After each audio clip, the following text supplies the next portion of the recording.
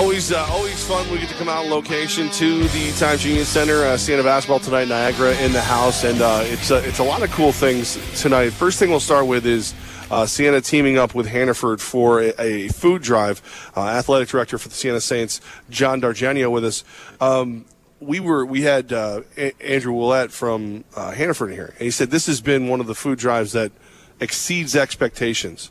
How does that make you feel when you know that your fans exceed expectations when it comes to donations? Well, it makes us feel very good because a big part of what Siena is about in the Franciscan tradition is service and serving the community. And I think our fans embody those values, and certainly our teams and our whole college does. So that we're able to do that and we're able to have that kind of impact is tremendous. 2018 is now here. We're actually talking before the break. Everyone's having a happy new year. Some of the goals is Hannaford and also other businesses with you guys. Some of the goals you're hoping for continuing for the spring and the summer and beyond.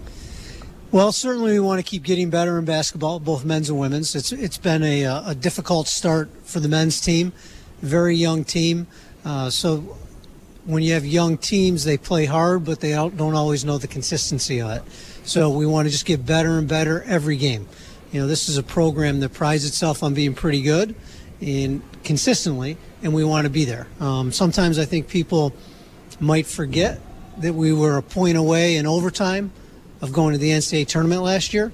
So I think that tells you a little bit about how good the team has been. And on the women's side, they had a win yesterday against Iona.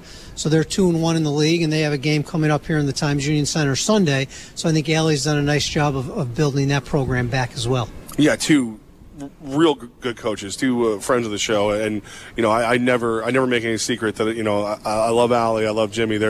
I consider them friends, so it's always like hard for me when things aren't going right. But John, since you're the boss, I'll go right to you. You say you always want to see the team do better. Where is this men's team in your eyes? As they are young and the tournament is still a little ways off, do you see the path to possibly win the tournament, the MAC tournament? Well, we have a ways to go. There's no doubt about it. Whenever you start 3 freshmen and you have a sophomore in the lineup regularly and you have some juniors come in and out, it's a growing process. I think this league on the men's side this year is wide open. I think you can look at any of the early scores and see how everybody's kind of, some teams you expect to be winning may not be. Some teams you don't expect to be winning may be. So, the great thing about the MAC is it's a tough league night in and night out.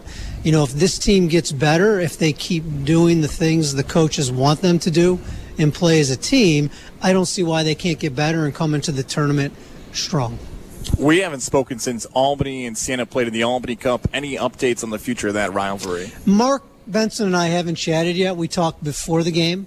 And we said, let's let the game play out, and then after the holidays, we'll get together. So, I'm sure he and I in the next couple of weeks here will exchange an email or a text or a phone call to do that. So it's always, it's a game that I think it's great for the community.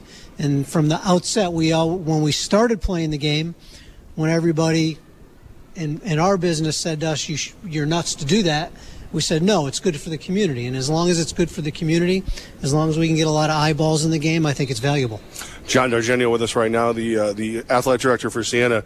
Good for the community. Huge fan of the game. I love both programs. And it's hard for me to see a future where the game doesn't exist. Yeah.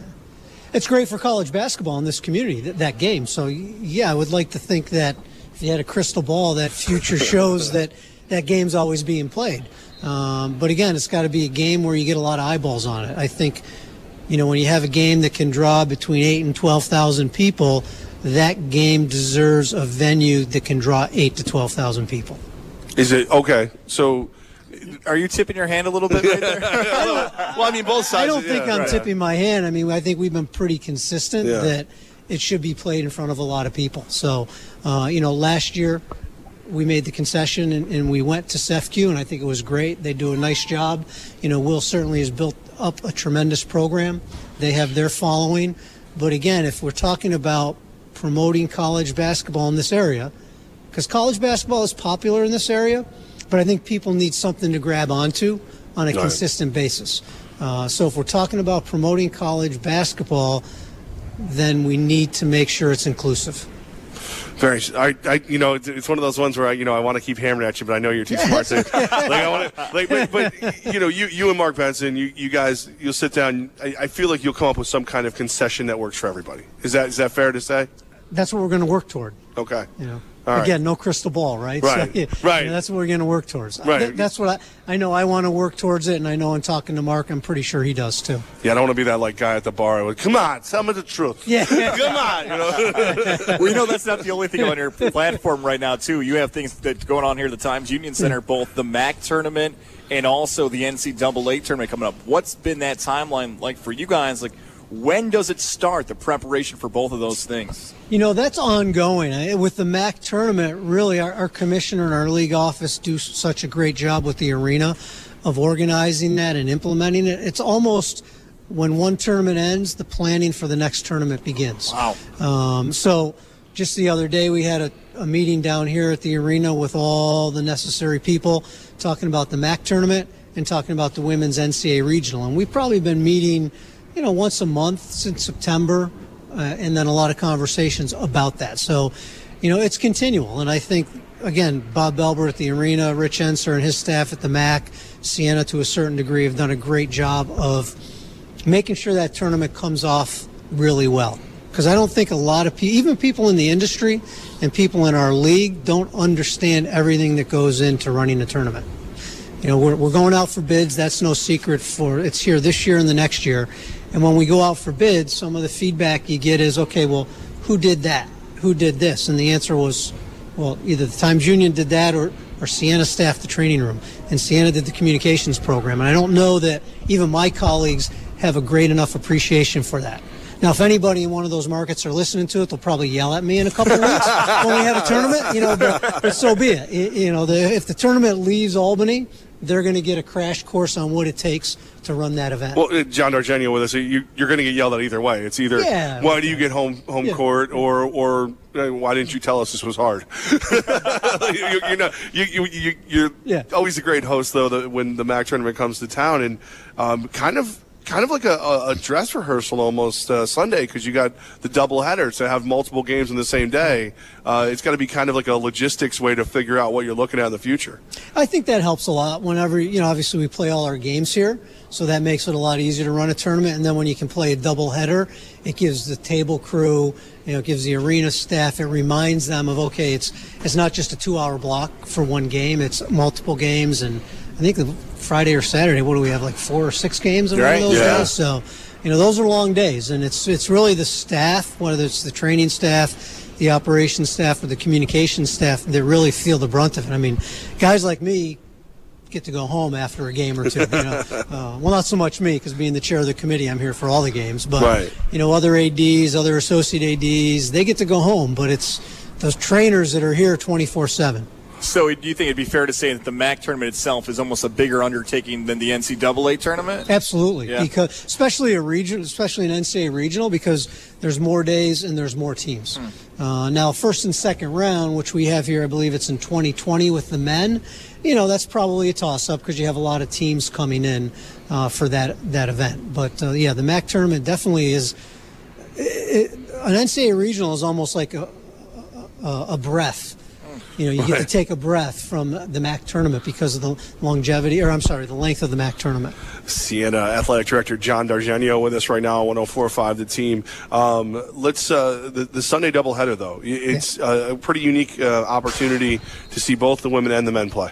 Yeah, you have the women are playing Niagara, the men are playing Canisius, so it's going to be a good opportunity to people to come down and see our women at 1 o'clock. As I said, Allie's has them playing well, 2-1 in the league, 500 overall. So I think that she's built a program that's very competitive in the league. And of course, the men, obviously, it's going to be. Did I say they're playing Canisius? Is that who? I think that's what you said. Yeah. Because Niagara tonight for the men, Niagara is Sunday for the women. Yeah. And then, the men have Canisius on Sunday. So it's going to be a test. Canisius is a good team, and Reggie Witherspoon's second year, he's done a really good job with that program, taking over from Jim Barron. And they always play hard, and I think whenever Sienna, Canisius, Niagara play, the rivalry goes way back, so there's a lot of emotion. I feel like down the line on Twitter or on Facebook, we may get this question as now it's the winter months about how this process happens, like what's bomb cyclone Grayson's going on right now. From an athletic director's standpoint, when weather is involved in an event, whether it be here at the Times Union Center, men's or women's team, is there ever a possibility of games being canceled, and what's that process like? You know what? We at Siena have a simple rule of thumb. If the visiting team is here and the officials can get here, we need to play the game, particularly this time of year because it's hard to reschedule. So if we were to say, hey, we can't play today because of whatever, take a look at each team's schedule and when do you put that back in? Right. You know, it can be a hardship for fans. I mean, we've had some tough weather days this year where people probably have stayed home because they didn't want to go out in the cold or the snow. But again, if Niagara's come all the way in from Buffalo and the officials have gotten here, then we need to carry the game forward. It's good. It's a no-nonsense rule. I like it. Yeah, I just had a feeling we're going to get emails like, is the game on tonight? Is the game on? Yeah. From your standpoint, it's interesting to find how that comes together, right? It makes sense. In some places, like in New England, I think on the women's side the other day, they did move some games around, but I mean, they were just getting deluged, right, with that big storm. So, sometimes you have to do it, but hopefully it's a last resort. Fun game tonight, a chance to raise some food to fight hunger. You can bring 3 non-perishable items to the game. They'll get you a voucher for a pair of tickets to a future Siena men's game and the craft beer drive. The craft beer, $20 gets you in and gets you into the craft beer garden. You like that, right? I've become the ambassador of craft beer, and I think it's the build. Yeah, we started that a couple years ago, and it's been pretty popular. So we have 3 this year. We did 1 already, and it gets kind of to that atmosphere I think that people want now when they go to an event. They hang out in the end zone. They don't have to sit. They're just kind of lounging there. You pay one price, you get in, you get the game, and you get a few samples of beer. So. All right, fine, I'll do it. All right, I mean, it's only because you've asked so nicely. Throwing some wings there, and you gotta. And I'll live here. John Dargenio, the athletic director for Siena. We appreciate your time. I know you're extremely busy as always, and thank you for always being a good host to us when we come over to TU Center. We love having you guys, and I am still working on that honorary degree, by the way. See? Oh, wow, look at that! See, I told you I was too important to work with you. Dr. Levack, how dare you? John, thank you so much, Thanks, man. guys.